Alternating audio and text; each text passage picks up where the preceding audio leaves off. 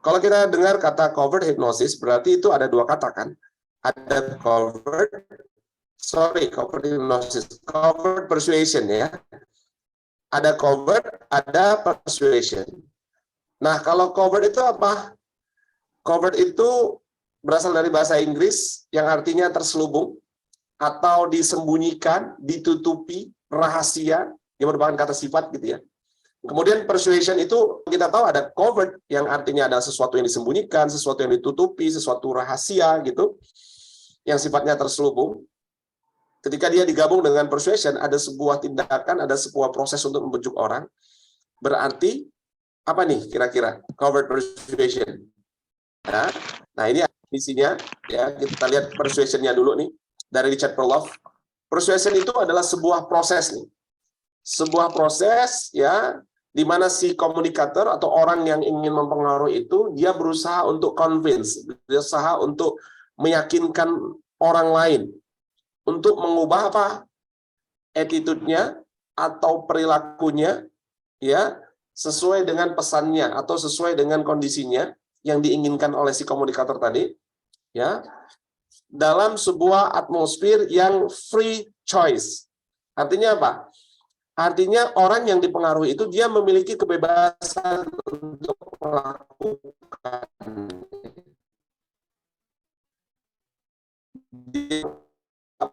Orang itu ngerasa dia bebas, dia nggak ada paksaan apapun. Ini aja udah begitu halus gitu ya. Apalagi kalau covert persuasi atau persuasi terselubung. Nah kita lihat nih, covert persuasion itu apa? Menurut Kevin Hogan, ya, persuasion itu adalah proses untuk membypass critical factor seseorang tanpa orang itu ngerasa kalau dia sedang dibypass, tanpa si penerima pesan itu sadar, dia nggak ngeh kalau seandainya dia pikirannya itu sedang dibypass. Covert persuasion itu juga adalah sebuah proses untuk creating change, membuat sebuah perubahan di dalam pikiran seseorang. Ya, tanpa dia aware, tanpa dia ngerasa kalau dia itu sedang diubah pikirannya. Nah, kita lihat nih, kalau dari definisinya, bahwa covert persuasion itu ya sebuah proses yang sangat terselubung, yang sangat tersembunyi, yang tertutup, yang orangnya itu nggak sadar kalau pikirannya sudah tertembus, kalau perilakunya sudah berubah. Nah, itu adalah definisinya. Nah, pertanyaan berikutnya, kenapa sih penting bagi kita untuk bisa menembus critical factor seseorang, mengubah perilaku seseorang, mengubah apa yang ada di dalam pikiran seseorang dengan cara yang terselubung? Kok nggak terang-terangan aja? Kenapa kok nggak kita ya udah paksa aja? Kenapa kok nggak direct aja? Yuk, boleh dong teman-teman kasih pendapatnya. Kenapa sih harus terselubung? Kenapa kok nggak langsung-langsung aja gitu? Ya, silahkan. Kalau to the point suka di reject. Baik. Ada yang boleh cerita pengalamannya nggak ketika melakukan proses, apakah itu negosiasi, berjualan, mempengaruhi mungkin anaknya, istrinya, pasangannya, atau siapapun itu, dan Anda merasakan penolakan. Ada? Ada pernah punya pengalaman begitu? Romantisme zona nyaman namun tidak mau berubah. Oke, ini maksudnya gimana? Pak Adi boleh kasih, boleh open mic? Ya, terima kasih Pak. Maksud dari romantisme itu buayan dari zona nyaman, sehingga banyak orang yang tidak mau berubah atau tidak mengikuti perkembangan zaman sekarang. Begitu Pak kira-kira. Nah, Pak Arpatonis, pada umumnya orang akan menolak apabila menawarkan sesuatu karena tidak suka dijualin. Ya, betul sekali. Orang nggak suka dijualin, tapi orang suka beli. Orang suka belanja, tapi orang nggak suka dijualin. Ya. Nah, kita lihat. Ya, sekarang saya akan share lagi. Tadi teman-teman udah sempat kita bahas sekilas tentang critical factor tadi ya. Critical factor itu seperti satpam, ya, seperti security di dalam pikiran kita. Yang tugasnya adalah ya, memproses penyaringan nih, siapa yang boleh masuk. Kalau Anda datang ke sebuah gedung, ya, ingin bertemu dengan seseorang yang ada di dalam gedung itu, misalnya Anda mau ketemu pimpinannya atau ketemu siapapun di situ, maka Anda akan dihalangi oleh security-nya dulu, benar ya? Tanya nih, apa keperluannya, mau ketemu dengan siapa, diminta identitasnya, kemudian setelah itu di cross check datanya, benar nggak? Sudah ada janji nggak ke dalam? Kalau benar, oke, boleh masuk. Kalau enggak, Anda disuruh keluar. Gitu ya. Kita sama-sama tahu bahwa persuasi itu menembus pikiran seseorang. Nah, maka kita perlu belajar bagaimana nih cara kerja pikiran. Ya, karena mungkin ini suaranya putus-putus, saya nggak akan banyak-banyak nanti cerita teorinya. Nanti kita akan banyak tanya jawabnya aja ya, nggak apa-apa ya. Oke. Nah, berbicara tentang pikiran, saya teringat ya ketika dulu pertama kali ya kita belajar tentang cara kerja pikiran. Kalau bicara tentang covert persuasion, biasanya itu akan merujuk kepada Ericksonian style, Erikson style. Teman-teman di sini ada yang tahu Milton Erickson? Ada yang kenal Milton Erickson? Siapa? Boleh kalau tahu, ada yang tahu Milton Erickson? Boleh ketik dong di kolom komentarnya. Terapis, yes. Siapa lagi Milton Erickson?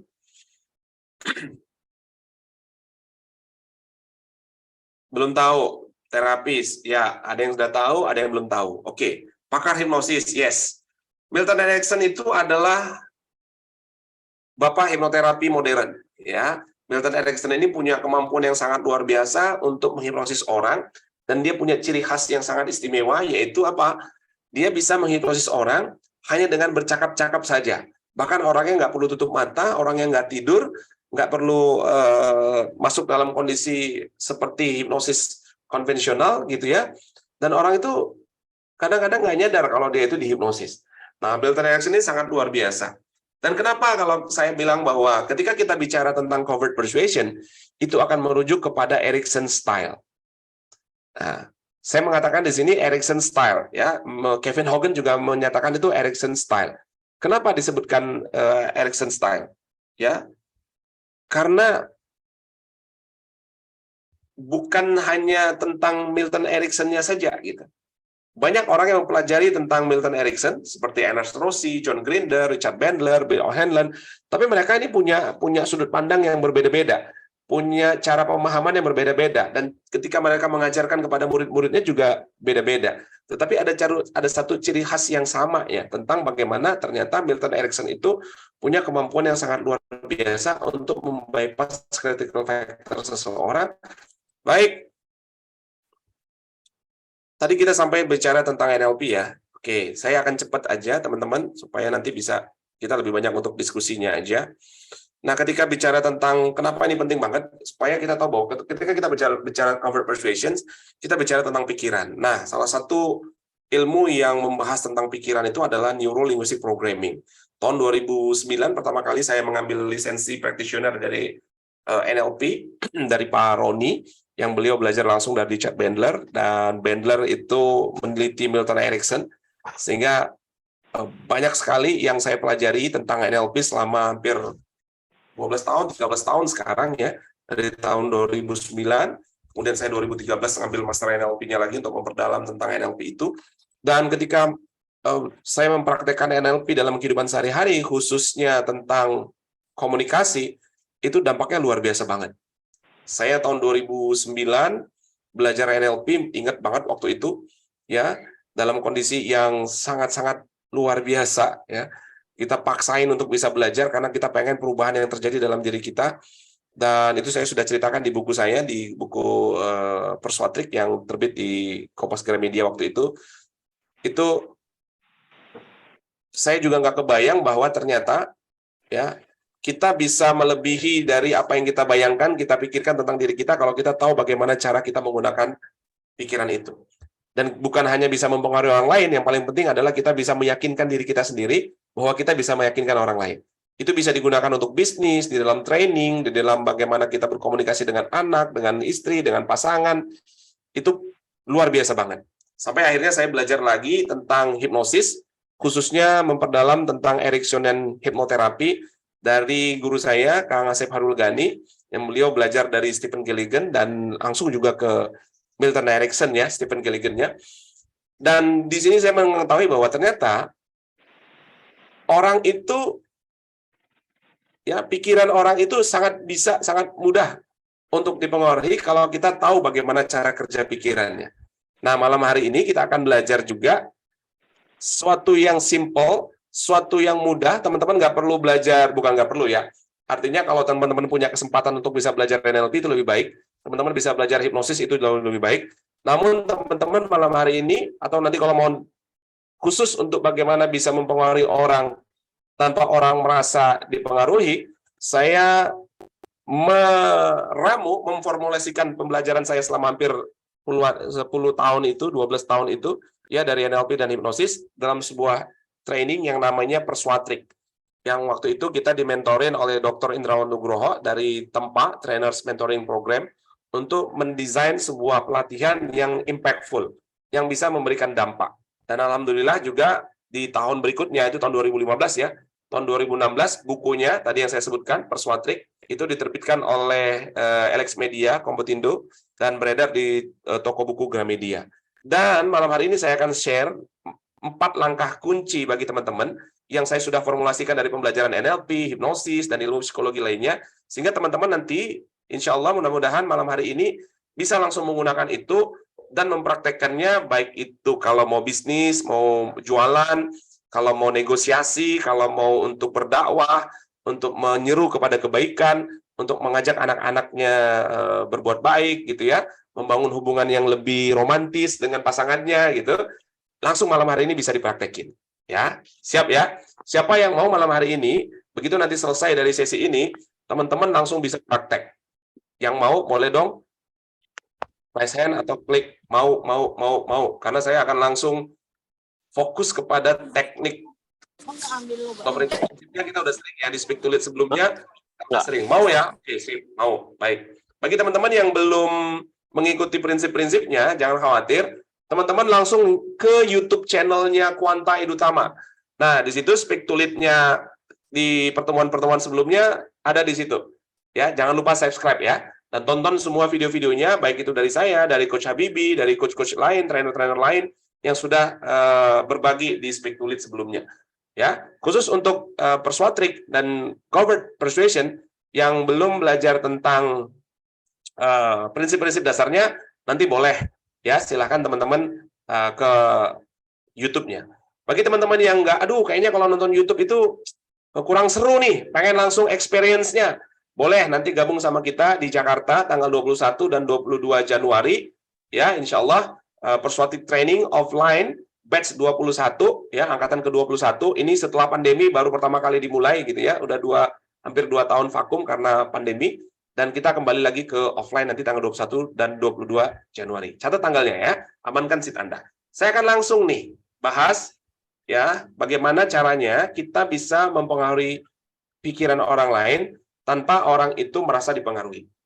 Nah, kalau kita pengen mempengaruhi orang, maka kita harus tahu dulu nih bagaimana cara kerja pikiran. Nah, di NLP, teman-teman yang udah belajar NLP pasti udah paham bener ya. Bagi yang belum, ini kesempatan buat teman-teman untuk mendapatkan kerangka berpikirnya terlebih dahulu. Sebelum nanti teman-teman akhirnya memperdalam tentang bagaimana mempengaruhi orang tanpa orang itu merasa dipengaruhi. Ya, nah, ya, apa yang kita lihat, apa yang kita dengar, apa yang kita rasakan dari seluruh panca indera kita ini adalah informasi. Betul ya? Dan saking banyaknya informasi itu, nggak mungkin semuanya itu bisa masuk dalam pikiran kita. Kalau seandainya semuanya masuk dalam pikiran kita, wah itu hang kita. Karena pikiran kita itu paling 7 plus minus 2 ya. Paling hanya 5 sampai dengan 9 hal yang bersamaan bisa masuk. Lebih dari itu, kita akan kecenderungan untuk nanti bisa overload. Ya, bisa overload message-nya. Dan bisa nanti hang nih pikirannya. Nah, semua yang masuk ke dalam pikiran kita itu, disaring tuh dari critical factor tadi. Dari RAS tadi, ya, ada proses di dalam pikiran yang namanya delesi, distorsi, dan generalisasi. Teman-teman nanti boleh buka di YouTube-nya, Coach Habibie udah ngebahas tentang ini, silakan langsung aja nanti subscribe channel YouTube-nya Quanta Edutama untuk membahas ini. Saya nggak akan bahas di sini lagi karena waktu kita nggak cukup nanti kalau bahas ini. Kalau teman-teman yang pengen dalemin lagi, langsung praktekin lagi pelajaran ini, nanti kita bisa ketemu di Jakarta, ya. Nah, apa yang ada dalam pikiran kita tadi, pengalaman masa lalu, ya, belief kita, value kita, itulah yang menyaring semua informasi itu. Kalau ternyata itu bertentangan dengan keyakinan kita, bertentangan dengan memori kita, bertentangan dengan semua nilai-nilai yang ada dalam diri kita, itu pasti akan ditolak. Contohnya gimana kalau teman-teman mau jualan? Teman-teman mau jualan apa misalnya? Ada yang jualan di sini? Ada yang sales? Ada yang jualan produk? Jualan mainan anak. Oke.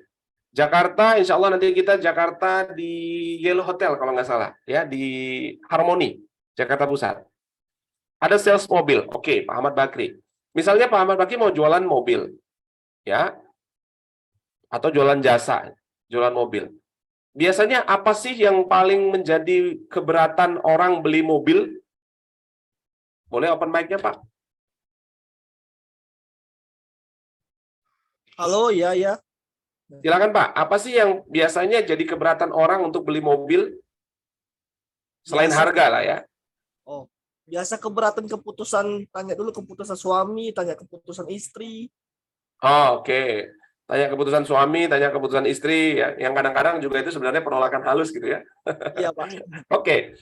Baik, berarti si orang ini value-nya adalah, ya, dia mengambil keputusan itu, ya, keputusan suaminya atau keputusan istrinya, atau dia dipengaruhi oleh suaminya atau istrinya. Nah, kalau kita nggak tahu itu, bahwa itu adalah proses penyaringan informasi di dalam pikirannya, ya kita nggak akan bisa nembus. Ya, nah kita akan cari tahu nanti bagaimana caranya kita mempengaruhi itu, bagaimana caranya kita mendapatkan jawaban dari suaminya atau dari istrinya, atau bagaimana caranya dia akhirnya tanpa minta persetujuan suami atau istrinya, tetap kita bisa pengaruhi gitu, ya. Nah, ini kan penting nih. Artinya ada filter di situ. Bagaimana menembusnya? Itu yang nantinya kita akan pelajari sama-sama. Kalau dia sudah menembus itu, maka nanti yang akan berubah apa? Yang akan berubah adalah perilakunya, baik itu internal representation. Apa itu internal representation? Apa sih yang ada dalam pikirannya tentang kejadian itu?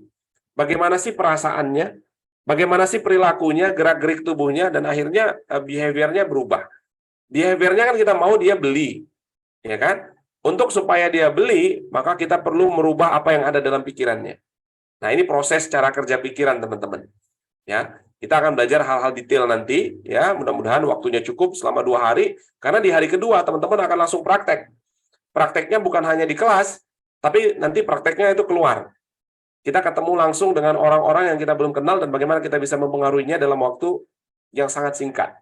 Ya, nanti teman-teman boleh ke YouTube saya juga boleh lihat di situ banyak video-video tentang alumni-alumni kita yang pada saat pelatihan itu mereka langsung praktek.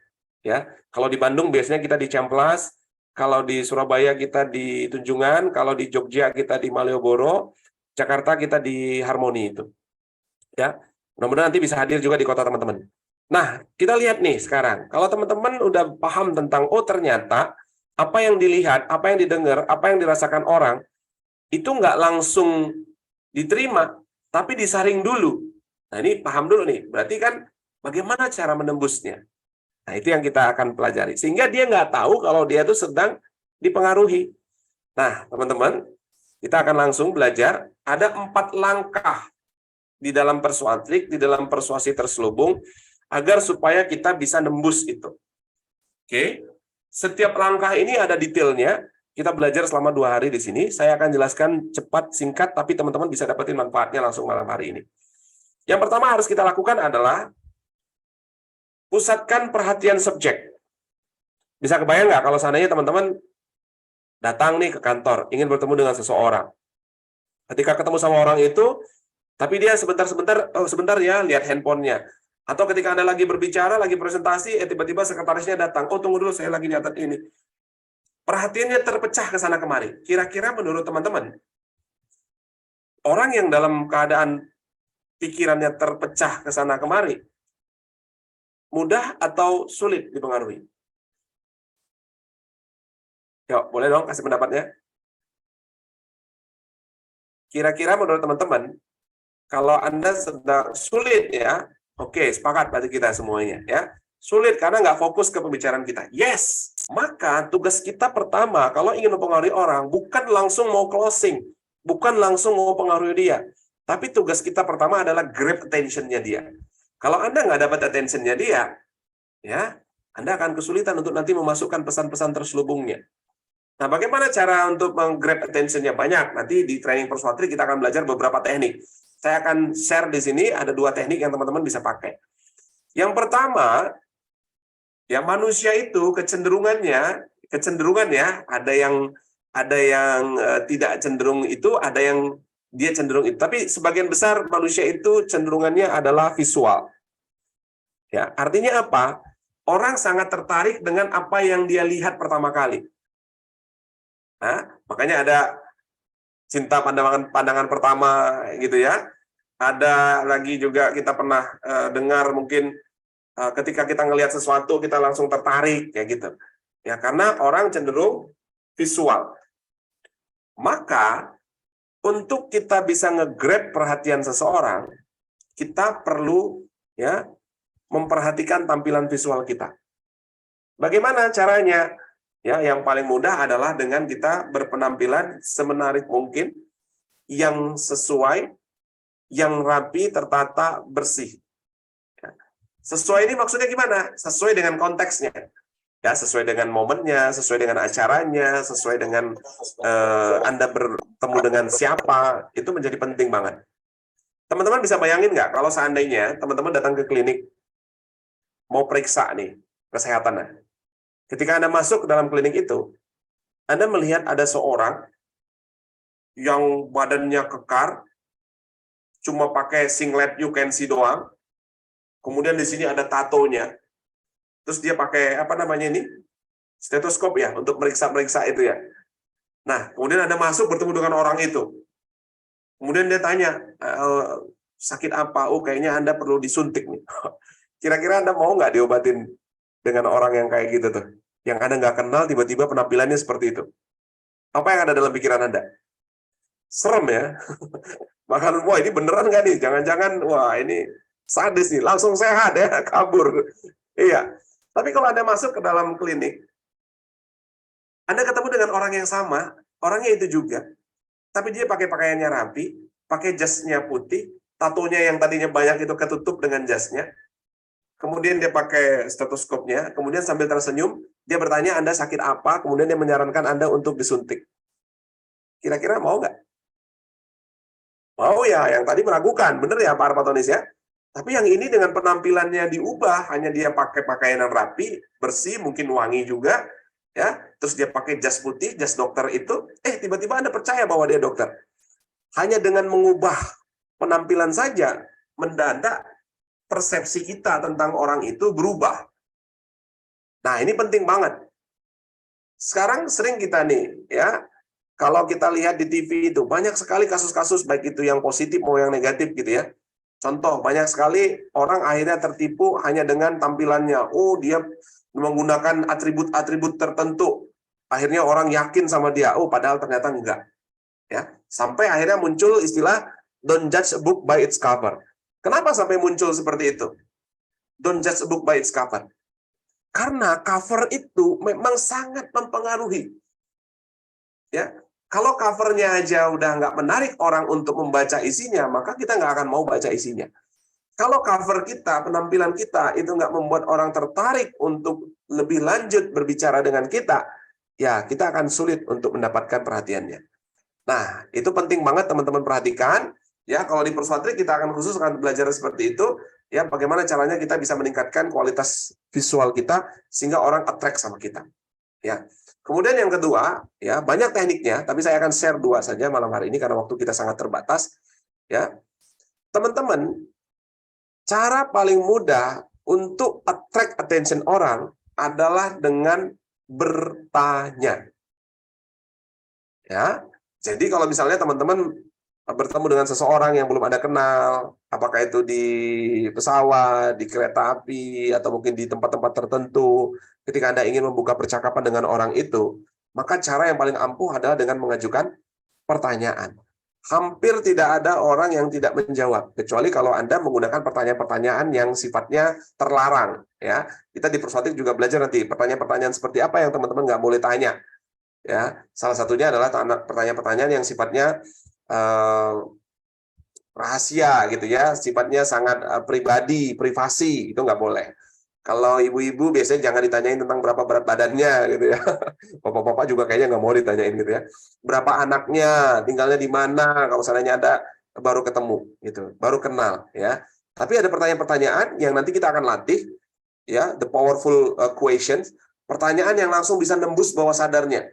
Ada 5 jenis pertanyaan yang kita akan latih sama-sama nanti di kelas Persuatrik, yang kalau teman-teman tanyakan itu pasti akan grab attention orang, langsung bikin orang tertarik. Ya, langsung bikin orang mau jawab. Dan kalau dia jawab, itu artinya dia udah membuka dirinya untuk kita masuk. Itu artinya yang tadinya lagi sibuk ke sana kemari, yang mungkin pikirannya enggak kepada Anda, begitu Anda tanyakan itu, langsung seketika saat itu juga dia fokus kepada Anda, grab attention. Ya. Saya akan kasih satu aja dari sekian banyak pertanyaan powerful question yang bisa langsung nembus bawah sadar orang dan bikin orang langsung grab attention. Ya, Anda bisa grab attention orang. Itu yang paling gampang adalah Anda bertanya pendapatnya dia. Tentang apapun, terutama yang relevan dengan dirinya sendiri. Ya.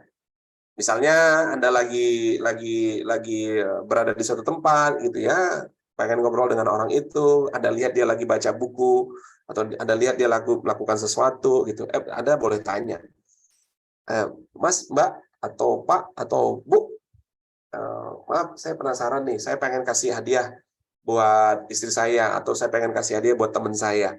Menurut Ibu, kalau anak laki-laki atau anak perempuan itu kalau saya pengen kasih buku apa ya yang bagus menurut Ibu? Menurut Bapak, menurut Kakak, menurut Mas? Orang kalau ditanya pendapat, dia akan ngejawab karena pendapat itu kan bebas gitu ya. Dia nggak akan takut salah, nggak akan takut benar kan, toh itu juga menurut pendapat dia, bebas-bebas aja. Nah, kalau dia mau ngejawab itu, artinya dia udah siap membuka dirinya untuk Anda masuk ke dalam pikirannya. Menarik ya, hal sederhana, simple, tapi langsung bisa buat Anda grab attention dia. Dan pertanyaannya nanti bisa, kalau di dalam praktek kita latihan langsung lihat situasinya seperti apa. Teman-teman nanti pasti bisa menyesuaikan juga dengan, apa tadi ada bisnis mobil, bisnis properti, ya, atau pengen mempengaruhi orang, mempengaruhi anak, ya. Daripada Anda nanya, Anda perintah, kamu begini, kamu begitu, kamu kerjain ini, kamu kerjain itu.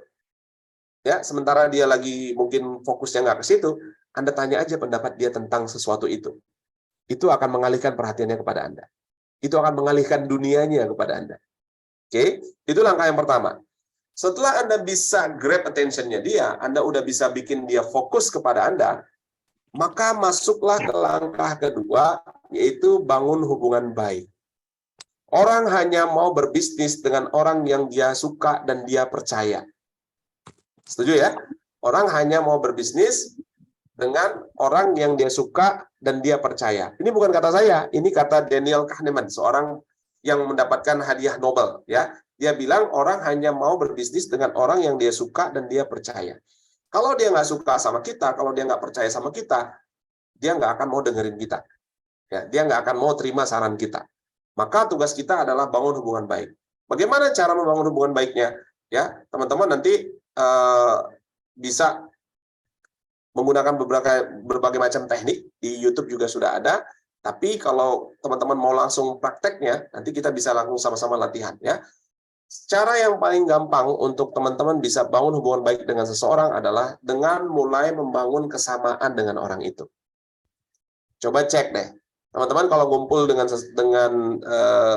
teman-teman komunitas, ya, dengan gengnya, itu pasti berdasarkan kesamaan ya, sama hobinya, ya kan, sama tujuannya, sama cita-citanya, gitu kan. Nah, kalau kita ketemu dengan orang yang sama dengan kita cenderung untuk lebih mudah akrab, lebih mudah percaya, lebih mudah suka. Maka kalau Anda ketemu sama orang, mulai cari kesamaannya, jangan cari perbedaan, karena kalau Anda cari-cari perbedaan, ya udah pasti beda gitu ya. Dan orang nggak suka kalau dia ditentang. Orang nggak suka kalau dia ditolak. Orang nggak suka dengan sesuatu yang sangat totally different dengan dirinya. Nah, ini adalah hal yang penting yang teman-teman harus pahami, bagaimana kita bisa membangun hubungan baik dengan orang itu. Ya. Semakin baik hubungan Anda dengan seseorang, semakin mudah Anda bisa menembus critical factor-nya. Kalau hubungannya sudah baik, maka langkah berikutnya Anda lakukan adalah naikkan emosinya, turunkan logikanya. Maksudnya gimana? Seseorang mengambil keputusan itu sangat dipengaruhi oleh kondisi emosinya. Betul ya? Tadi ada yang jual rumah. Ada yang jual rumah di sini tadi? Ada yang jual properti? Jual rumah? Ada? Siapa yang jual rumah? Tadi ada ya? Masih bersama kita kah? Kita bisa langsung praktek nih. Ada? Pak Arpatonis. Oke. Boleh open mic juga? Boleh, Pak?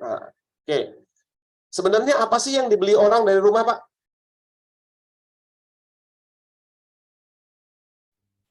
Pak Arpatonis boleh sharing ke kita? Apa sih yang ingin dibeli orang sebenarnya dari rumah? Unit rumah untuk tempat tinggal. Gimana, Pak? Beli unit rumah untuk tempat tinggal atau investasi. Beli rumah untuk tempat tinggal atau investasi. Oke. Kalau tempat tinggal, kita bisa gali lebih dalam lagi. Kira-kira orang itu tempat tinggalnya mau cari tempat tinggal yang seperti apa, Pak? Kenyamanan dari Pak Pinanda. Atau ada yang lain? Yes, kita ambil contoh dari Pak Pinanda ya. Ternyata orang beli itu bukan rumahnya. Yang dibeli orang kenyamanannya. Yang dibeli orang lokasinya yang mudah diakses. Lokasi yang mudah diakses, yang adem, yang nyaman, itu semua emosi. Jadi, orang nggak beli rumah. Orang beli aman. Orang beli adem. Orang beli lokasi yang mudah diakses. Supaya mudah dekat ke masjid. Supaya bisa nganterin anak sekolahnya nggak jauh. Ya kan? Nah, artinya kawan-kawan, apapun produk yang Anda jual, baik itu jasa, ya, produk, apapun itu, pastikan Anda tahu betul emosi apa sebenarnya yang diinginkan oleh customer Anda yang itu ada dalam produk Anda. Oke? Karena orang beli atau melakukan sesuatu atau tidak melakukan sesuatu itu sangat dipengaruhi oleh kondisi emosinya. Di dalam persuasif kita belajar dua emosi nanti itu. Ada emosi positif, ada emosi negatif. Nah, emosi positif negatif ini nggak ada hubungannya dengan baik dan buruk. Dua-duanya baik. Ini hanya untuk mempermudah kita membagi, mengklasifikasikannya. Ada emosi positif, ada emosi negatif. Emosi positif itu misalnya apa? Rasa cinta, rasa sayang, rasa ingin berbuat baik, gitu ya. Kayak tadi tuh misalnya pengen tenang, ya, pengen gengsi, pengen dekat ke masjid, adem, itu positif, kita bisa kategorikan. Tapi ada juga yang negatif. Itu apa? Rasa takut, ya, rasa kasihan. Orang melakukan sesuatu atau tidak melakukan sesuatu itu bisa dipengaruhi karena dia takut. Karena dia takut sakit, maka dia beli. Karena dia takut datang terlambat nganter anaknya sekolah, maka dia beli rumah itu. Gitu ya. Karena dia takut misalnya dalam perjalanan nanti kehujanan, misalnya kepanasan, maka dia beli mobil misalnya. Nah, ketakutan seseorang itu akhirnya membuat dia melakukan sesuatu. Ketakutan seseorang itu akhirnya membuat dia tidak melakukan sesuatu. Baik itu misalnya Anda mau menjual, ya, buat orang jadi beli. Kalau Anda presentasi, buat dia setuju dengan ide Anda. Kalau Anda ingin anak Anda melakukan sesuatu, karena dia takut, akhirnya dia lakukan. Ya, nah emosi ini, kalau kita tahu apa yang menggerakkan seseorang, emosi mana yang menggerakkan seseorang, dalam istilah lain biasa disebut dengan hot button-nya, driver-nya, kita bisa memicu emosinya naik. Sehingga kalau orang emosinya naik, logikanya turun, critical factor-nya berkurang perannya, sehingga Anda bisa mudah masuk dalam pikirannya. Nah, di persuasive training, teman-teman nanti belajar juga, selain tadi jenis-jenis emosinya, kita belajar nih, oh, emosi takut itu tujuannya apa ya? Emosi takut itu biasanya tujuannya adalah untuk melindungi diri kita. Ya. Terus yang memicu rasa takut itu apa? Kalau kita udah bisa memicu rasa takut, kita bisa memanfaatkan itu, akhirnya dia mau beli. Contoh yang paling sederhana, teman-teman yang biasanya jualannya insurance ya, teman-teman yang jualan asuransi biasanya, itu teknik ini paling sering dipakai ya. Mohon maaf Bapak Ibu, kita semuanya pasti pengennya ya yang terbaik gitu ya, tapi kita nggak pernah tahu nih, umur itu kan nggak ada yang bisa duga nih. Suatu saat ketika mungkin kita nggak ada, apakah kita udah mempersiapkan biaya pendidikan untuk anak-anak kita? Bagaimana kelangsungan kesehatan mereka? Itu ditakut-takutin tuh. Karena ditakut-takutin akhirnya orang mau beli. Gitu. Kalau Anda lihat iklan di TV, hampir semua iklan itu memainkan emosi takut. Iklan susu, iklan sabun, iklan pel, iklan pembersih kulit, ya pembersih wajah, itu mainkan rasa takut. Takut gara-gara jerawatnya muncul, nanti cowok idolanya nggak mau merhatiin dia. Nah, itu dimainin tuh perasaan-perasaan kayak gitu.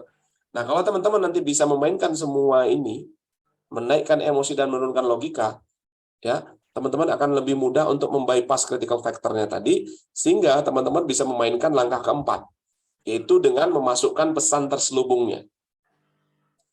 Bagaimana cara memasukkan pesan terselubung?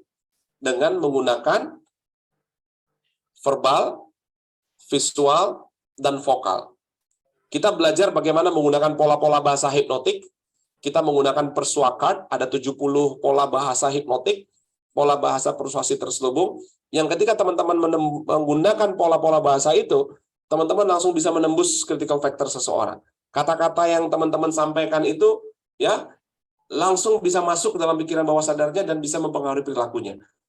Saya nggak akan jelaskan di sini, teman-teman boleh langsung nanti ke YouTube saya, Kodrisa Siregar, itu ada video-video yang ngebahas tentang itu. Ya, saya ada kartunya yang isinya adalah pola-pola bahasanya. Silakan, di situ saya sudah bahas, teman-teman nanti akan bisa belajar di situ juga. Ya, kalau di kelas persuatriknya kita langsung praktek. Kita akan bermain berkelompok, ya, kartu itu kita mainkan bersama. Kita berlatih menggunakan contoh-contoh pola bahasa itu dalam konteks sesuai dengan kebutuhan kita masing-masing. Kalau Anda jualan, Anda mungkin guru, Anda mungkin orang tua, gitu ya, Anda pimpinan di perusahaan, bagaimana menggunakan pola-pola bahasa itu untuk iklan, untuk bernegosiasi, ya, untuk menyampaikan pesan kebaikan. Nah, banyak lagi. Ya, langsung kita praktekin di situ. Ya. Nah, kita bukan hanya menggunakan kata-kata, tapi kita juga menggunakan verbal visual kita. Jadi nanti teman-teman akan belajar tentang bagaimana menggunakan gerakan tangan, ekspresi wajah, gitu ya. Kemudian teman-teman nanti juga akan menggunakan vokalnya, intonasi suaranya. Saya akan kasih contoh, mungkin juga teman-teman yang sudah pernah ikut di kelas-kelas sebelumnya, itu sudah tahu ya bagaimana caranya menggunakan bahasa tubuh itu untuk mempengaruhi orang. Oke, teman-teman boleh perhatikan ke layar kamera ya. Teman-teman, kalau ini adalah tangan kanan saya, berarti kalau di sini tangan kanan, teman-teman melihatnya tangan kayak mirror ya. Ini tangan kanan saya. Oke, ini tangan apa? Tangan kanan ya. Di tangan kanan saya ini ada produk A.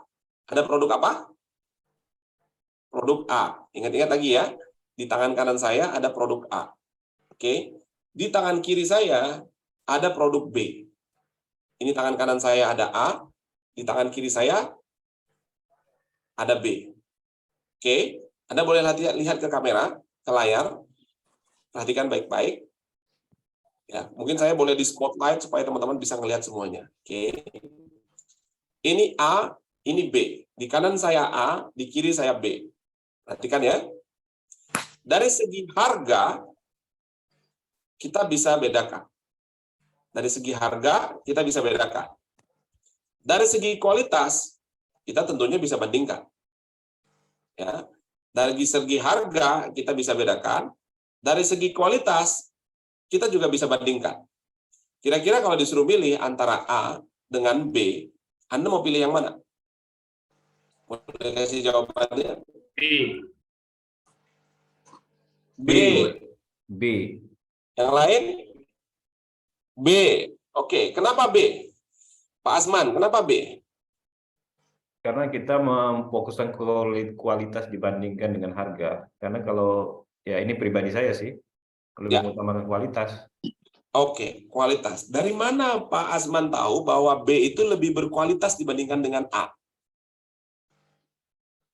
Dari omongannya. Saya kan nggak ngomong, oh B itu lebih baik loh kualitasnya dari A. Saya nggak bilang gitu. Tapi kenapa Pak Asman bisa nangkep itu? Ya, itu Dari visualnya. Ya. Benar ya? Ya. Saya hanya bilang, ini A, ini B. Dari segi harga, kita bisa bandingkan. Seolah-olah pesannya A itu harganya tinggi. Kan saya nggak ngomong gitu tadi.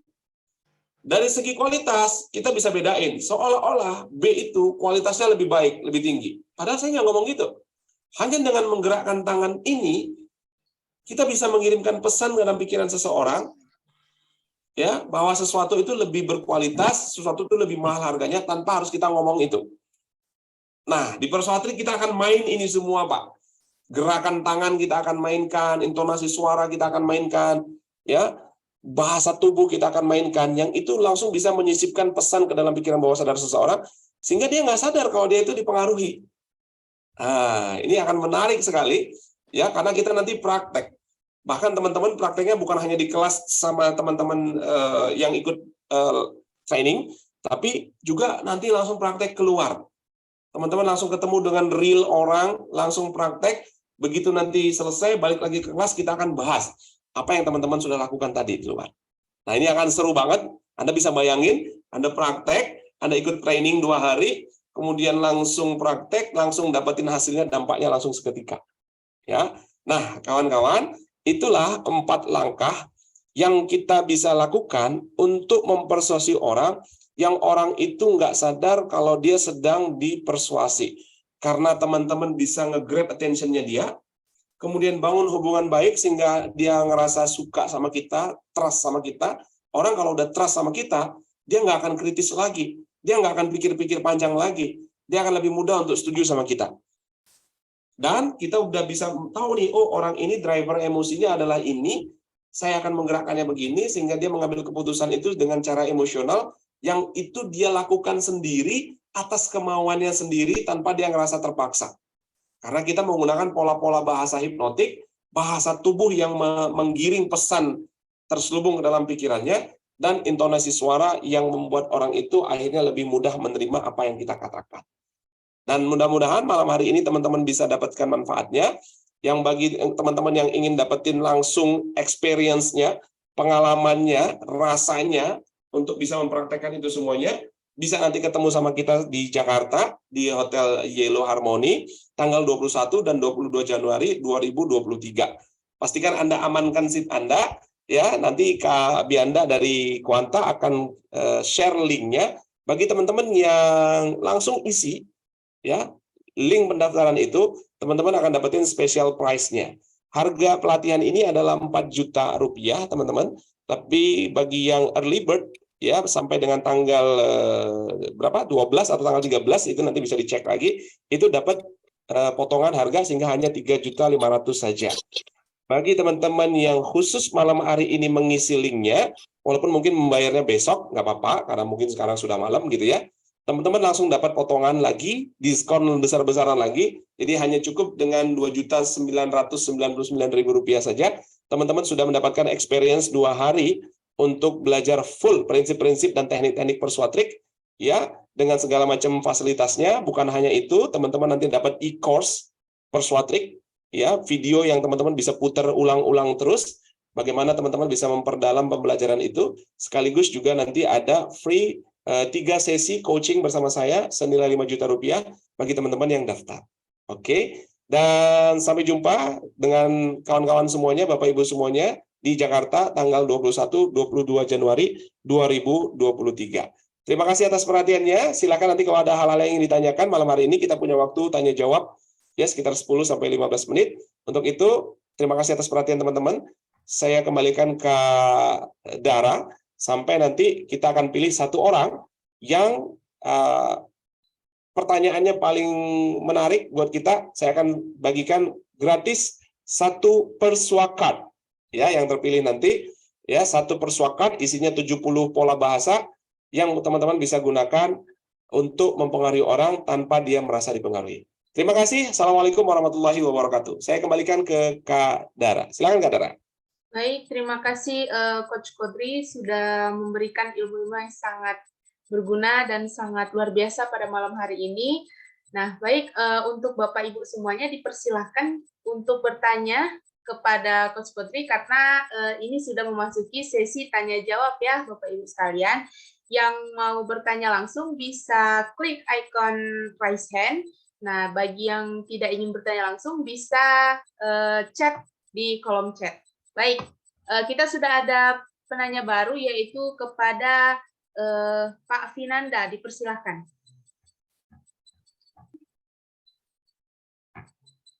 Baik, terima kasih. Assalamualaikum warahmatullahi wabarakatuh. Selamat malam. Waalaikumsalam warahmatullahi wabarakatuh. Selamat malam, Coach. Selamat malam. Yang ingin saya tanyakan adalah apakah covert persuasion ini bisa dilakukan kepada khalayak ramai, Coach, gitu. Di satu waktu yang sama dan kepada massa yang banyak atau yang besar, gitu, Coach. Baik. Itu aja? Oke, saya langsung jawab aja ya. Baik, bisa Mas. Jadi sama, kita mau menggunakan itu untuk one on one maupun untuk massa, pada dasarnya prinsipnya sama. Tetap kita melakukan 4 langkah itu. Kalau teman-teman melakukan public speaking, artinya nanti teman-teman berbicara di depan banyak orang, maka tugas pertamanya harus grab attention dulu. Teman-teman harus bisa bikin orang itu tertarik dulu kepada kita. Ya, apakah itu dengan bertanya, bisa dengan mungkin teman-teman bikin ice breaking atau mungkin melempar joke atau apapun itu bisa. Tapi intinya adalah untuk grab attention. Ya, kemudian kalau kita belajar public speaking kan juga kita belajar tentang bagaimana kita membangun engagement dengan audiens. Nah, itu sama di langkah kedua, bangun hubungan baiknya. Ya, lalu naikin emosinya. Ya, bikin apalagi ini masif ya, sangat bisa banget gitu. Tergantung Anda mau menggerakkan orang untuk apa. Sekarang tuh banyak banget ya kita lihat di sosial media, bahkan bisa dipakai untuk sosial media juga ya. Atau ketika kita dengarkan pidato atau ceramah atau apapun itu gitu ya. Yang itu bisa bikin orang terharu, bisa bikin orang marah, bisa bikin orang untuk merasa dia terhina, misalnya begitu ya. Yang akhirnya dia bergerak. Akhirnya dia melakukan sesuatu. Bisa. Jadi langkah-langkahnya sama, prinsipnya sama. Ya, semakin kita detail nanti tahu emosinya, semakin kita mudah nanti memasukkan pesan terselubungnya. Semakin kita bisa bikin orang itu fokus ke kita, semakin kita bisa membuat orang itu terpengaruh. Contoh, kalau Anda public speaker, kalau ya jangan dibandingkan misalnya, almarhum Om Bob Sadino itu cuma pakai celana pendek doang. Oh, Elon Musk cuma pakai kaos doang. Ya siapa mereka kan gitu. Sementara kita perlu membangun image itu, maka kita perlu sesuaikan penampilan dengan penampilan yang terbaik, yang sesuai dengan konteksnya. Nah, itu dari grab attention-nya kan sama juga gitu ya. Kemudian Anda bikin orang engage, Anda bikin orang percaya dengan apa yang kita sampaikan. Ya, dengan penampilan kita, dengan kata-kata kita, dengan suara kita sama. Jadi kalau tadi pertanyaannya bisa apa enggak, saya jawab dengan tegas, bisa banget. Bahkan di kelas-kelas seminar publik saya yang mungkin pesertanya di atas 100 orang, 200 orang, bahkan kita pernah di atas 1000 orang, itu prinsip persuatrik ini saya gunakan di dalam setiap training-training saya. Begitu Mas Winanda. Terima kasih. Berikutnya, di chat ada ya? Ada yang raise hand lagi? Kalau nggak ada yang raise hand, saya akan ke kolom chat ya. Baik, Sun Digipreneur. Sun ya, Sun Digipreneur. Nama aslinya siapa ini? Mau tanya Coach, bagaimana kita bisa mengetahui apa yang sedang dibutuhkan calon customer? Kan belum tentu sesuai dengan produk yang kita jual. Terima kasih. Oke, langsung saya jawab. Ini sales ya. Sales yang baik itu adalah bukan cuma sales yang pintar ngomong.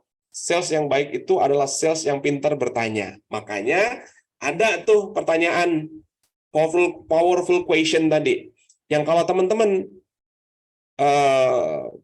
menggunakan pertanyaan-pertanyaan itu, ya teman-teman akan bisa menemukan apa sebenarnya yang dibutuhkan oleh orang itu. Teman-teman nanti akan bisa tahu bagaimana caranya membuat orang itu akhirnya terbuka tanpa dia sadari, dia memberikan kriteria apa yang dia butuhkan kepada kita. Sehingga ya kriteria itu bisa kita penuhi dengan produk kita. Kita tahu masalahnya, kita tahu apa yang dia inginkan, kita tahu semua yang dia mau gitu ya. Nah, kalau kita udah tahu kebutuhannya, kita udah tahu apa yang dia mau, ya akan mudah bagi kita nanti untuk mempengaruhi dia. Gitu ya. Jadi sangat mudah sekali, sangat bisa. Maka kalau pengen tahu ya ditanya, Mas. Di Persuasif saya share sebentar, izin share slide ya. Ini yang belum di-up. Nah, nanti kita akan belajar tentang ini juga ya. Kita akan belajar tentang mengajukan pertanyaan menarik. Ini penting banget ya. Nggak boleh nanya ini, dan ini ada yang kita akan pelajari. Ada 5 teknik yang akan kita pelajari, yang kalau kita bisa bertanya itu, teman-teman akan nembus critical factor-nya. Ya, jadi kalau pertanyaannya tadi bagaimana caranya, kan kita belum tahu, ya ditanya.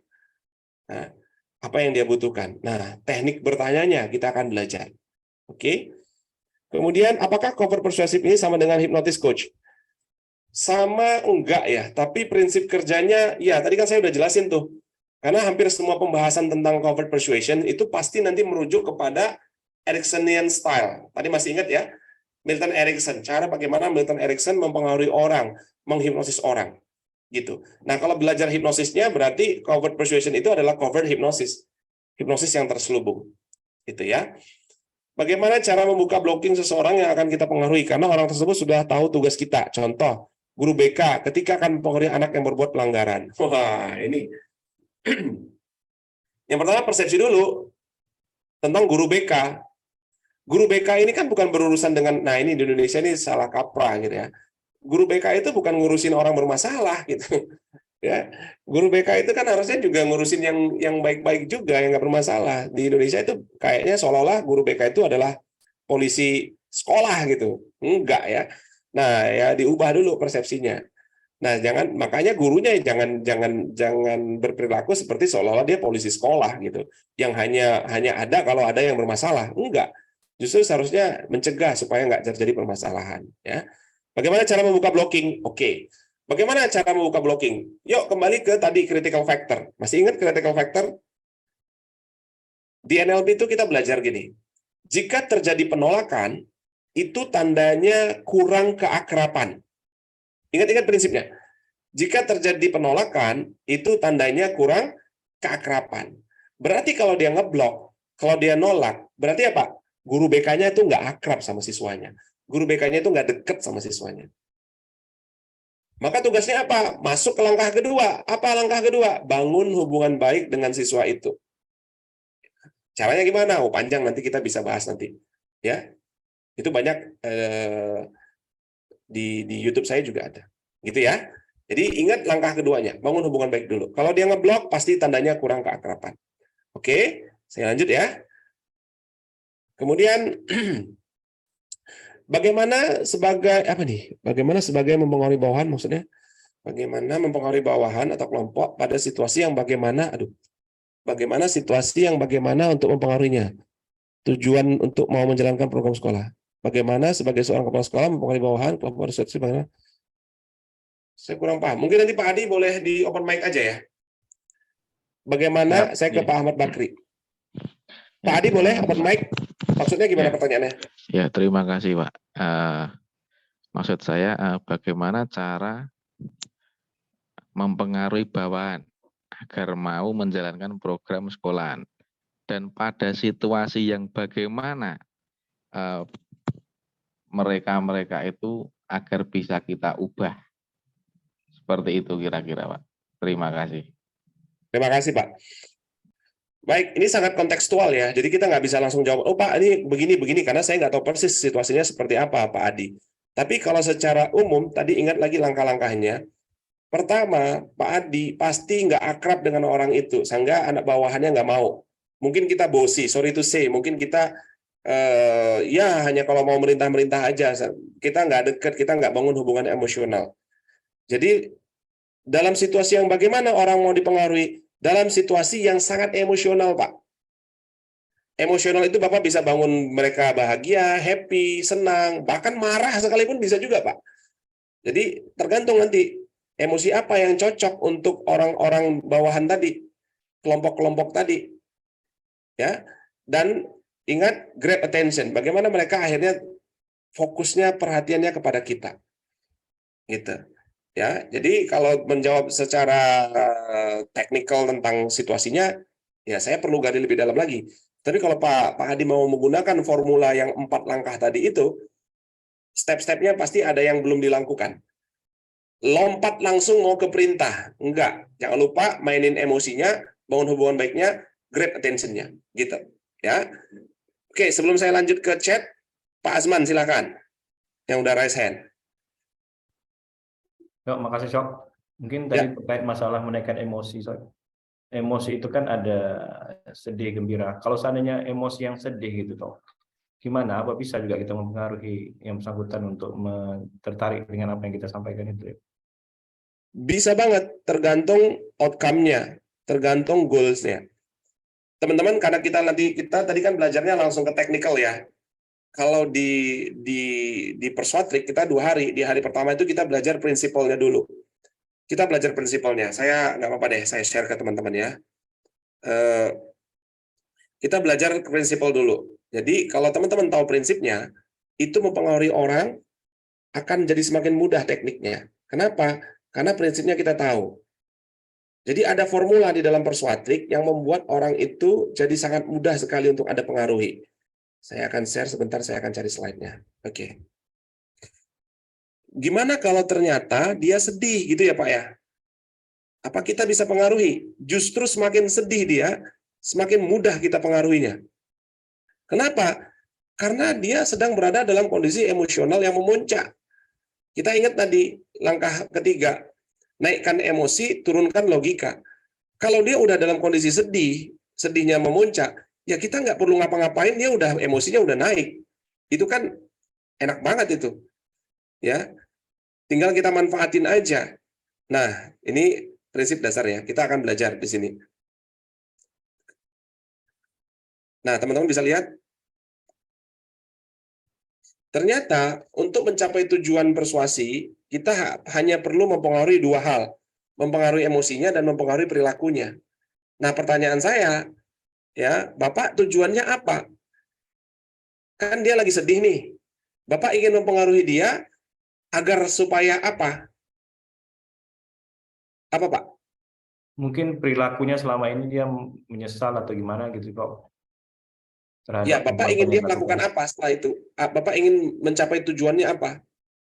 Supaya perilakunya berubah gitu. Artinya kemarin mungkin dia pernah ya nggak bisa dinasehati atau gimana kayak gitu. Atau sekarang dengan adanya berita bertemu bisa mempengaruhi jiwanya gitu, Dok. Dia merasa terpukul dengan apa yang dihadapinya. Kita akan sangat sulit mempengaruhi orang kalau tujuannya nggak clear.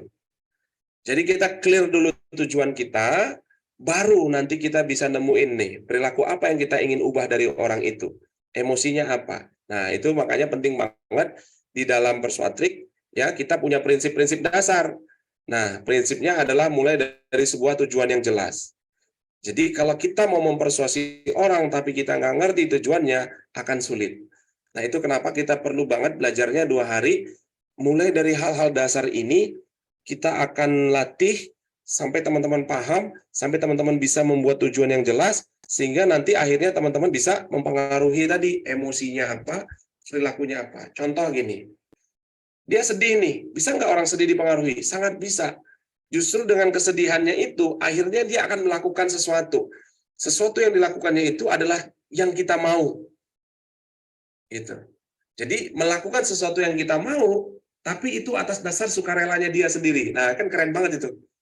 Gitu ya, prinsipnya gitu ya Pak Azman ya. Oke, waktu kita tinggal sedikit lagi, saya akan selesaikan pertanyaan yang di chat. Mohon maaf kalau mungkin belum bisa terjawab semuanya ya. Nanti mungkin di kesempatan lain kita bisa ngobrol-ngobrol lagi. Tadi sempat disinggung persuasi dengan manipulatif. Itu apa batasannya, Coach? Oke. Manipulatif itu intinya adalah Anda melakukannya itu dengan dasar membuat orang itu akhirnya merasa tertipu. Jadi Anda memulainya itu dengan sesuatu yang bukan fakta. Ya. Nah, mungkin bisa jadi dia terpengaruh, tapi ketika dia mengetahui bahwa itu sebenarnya bukan hal yang dimaksud, ya sejak saat itu juga langsung rapornya atau hubungan baiknya rusak. Gitu. Ya. Manipulatif itu sifatnya jangka pendek, kalau persuasi itu jangka panjang. Gitu ya.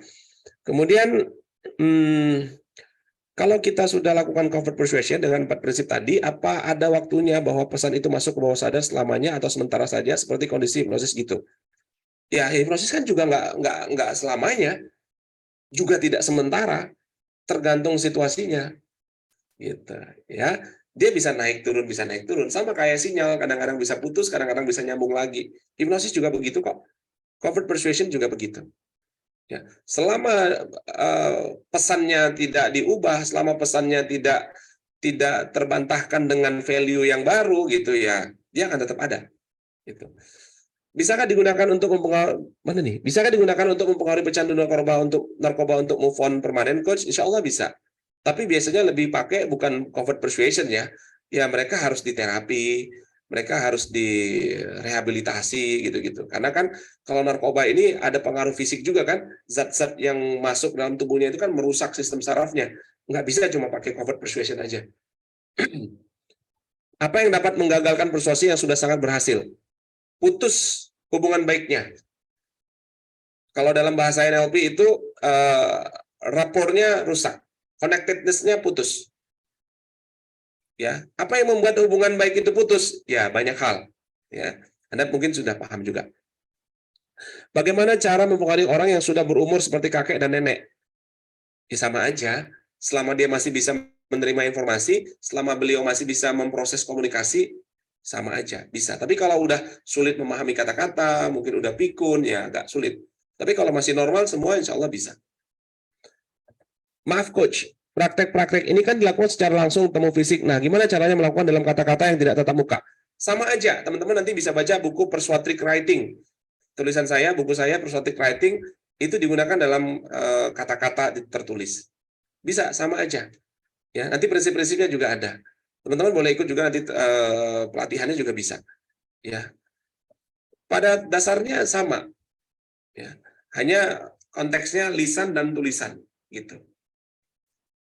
Tidak tatap muka, bisa pakai suara, bisa. Ya. Coach, punya saya belum dijawab. Oh ya, bagaimana cara kita mempengaruhi orang jika pernah kecewa dalam hal membeli produk?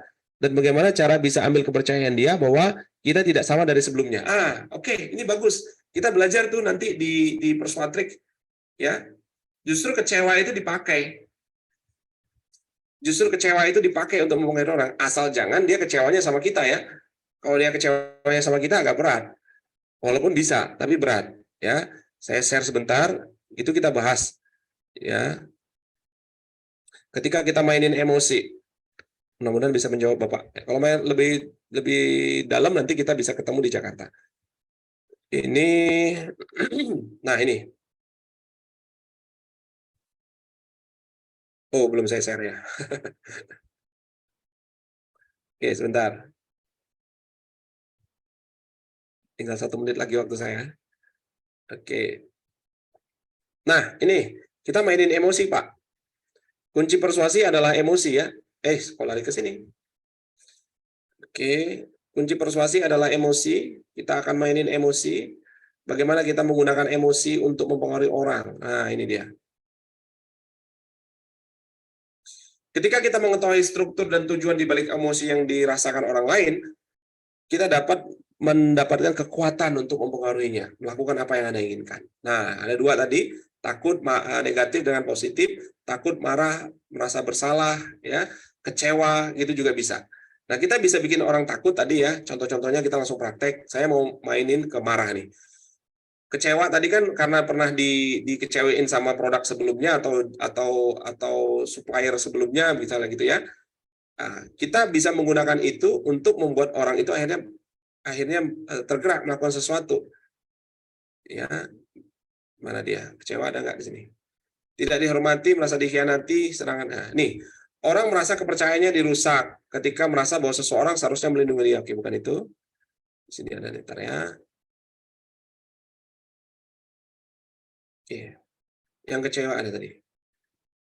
Nah, nanti saya share, mudah-mudahan nanti saya ketemu ya. Tapi saya mau jawab langsung ke Bapak tadi aja. Karena kalau ngebongkar slide lagi nanti kelamaan. Bagaimana cara kita mempengaruhi orang jika pernah kecewa dalam hal membeli produk, dan bagaimana cara bisa ambil kepercayaan dia bahwa kita tidak sama dari sebelumnya. Di dalam membangun hubungan baik, Tadi kan ada prinsip membangun kesamaan. Nah, jadi kalau misalnya orang komplain, berarti kan ketika Anda mau menawarkan sesuatu, dia di dalam belief sistemnya dia, dalam pengalamannya dia, dalam value-nya dia, sudah ada informasi tentang itu. Semua MLM sama aja, misalnya. Produk ini penipu. Semua laki-laki sama aja. Kan gitu tuh. Nah, itu nggak boleh dilawan. Ya, itu nggak boleh enggak kok, kita berbeda. Nggak boleh. Kita bilang, benar Ibu, Bapak, ada produk yang seperti itu. Kami dulu juga pernah ngalamin begitu. Atau kami juga pernah dengar seperti itu. Ya, namun, pakai kata-kata bahasa nanti, ada tapi, bla bla bla bla bla bla bla. Itu bisa. Ya. Nah, nanti teman-teman boleh langsung ke YouTube channel saya. Itu ada pola-pola bahasa hipnotik yang bisa menjawab pertanyaan dari Pak Ahmad Bakri ini. Oke, saya yakin teman-teman belum puas karena waktunya sangat terbatas sekali. Ya, silakan nanti teman-teman boleh ajukan pertanyaan ya ke WA boleh. Teman-teman nanti boleh ya, silakan di 0813 9727 9981. Teman-teman boleh tanya, ya, boleh sharing-sharing, boleh di situ, atau teman-teman follow Instagram saya @kodrisasiregar, dan jangan lupa juga di TikTok sama Kodrisa Siregar, dan subscribe YouTube-nya Kodrisa Siregar. Ya, mudah-mudahan bermanfaat. Terima kasih. Saya kembalikan ke Kak Dara. Silakan Kak. Baik, terima kasih Coach Kodri yang sudah memberikan materi yang sangat luar biasa pada malam hari ini, dan juga sudah menjawab semua pertanyaan dari peserta pada malam hari ini. Terima kasih kepada Bapak dan Ibu dan rekan-rekan semuanya yang sudah bertanya, dan semoga jawaban yang sudah Coach Kodri jawab dapat membantu Bapak Ibu semuanya ya. Baik, sebelum saya akhiri, saya ingatkan kepada rekan-rekan sekalian untuk mengisi form daftar hadir yang linknya sudah diterterakan di kolom chat ya. Nah, biar nggak ketinggalan semua informasi dari kelas Kuanta, rekan-rekan bisa save nomor admin Kuanta dan juga bisa save nomor Coach Kodrinya langsung. Nah, dan jangan lupa untuk share insight malam hari ini di Instagram dengan tag dan follow Instagram @kuantaeditama dan juga @habibi_suhab dan @kodrisha siregar. Nah, itu merupakan Instagram dari coach-coach kita. Nah, bagi Bapak Ibu yang ingin mendaftarkan diri di kelas Persuatrik di Jakarta nanti, linknya sudah kita terterakan di kolom chat. Nah, nanti bisa langsung klik link itu, dan juga apabila ingin ada pertanyaan dan info lebih lanjut, bisa cek di nomor admin Kuanta. Nah, baik Bapak Ibu sekalian, saya ingatkan sekali lagi untuk mengisi daftar hadir yang sudah kita terterakan, karena kita setiap bulannya akan mengadakan giveaway bagi Bapak Ibu semuanya yang rajin untuk mengikuti webinar pada malam hari ini dan selanjutnya. Dan juga tadi Coach Kodri ada ingin membagikan hadiah untuk Bapak Ibu yang beruntung pada malam hari ini. Baik, nanti kita tunggu pengumumannya. Baik, sebelumnya saya mohon maaf apabila terdapat salah kata. Saya mohon maaf. Saya ucapkan terima kasih kepada semua Bapak, Ibu, dan rekan-rekan yang sudah hadir dan aktif dalam kelas malam hari ini. Apabila terdapat salah kata, saya mohon maaf. Semoga ilmu yang rekan-rekan dapatkan pada malam hari ini dapat bermanfaat dan kita amalkan dengan sebaik-baiknya. Saya Dara Citra Pratiwi undur diri. Wassalamualaikum warahmatullahi wabarakatuh. Selamat malam. Waalaikumsalam warahmatullahi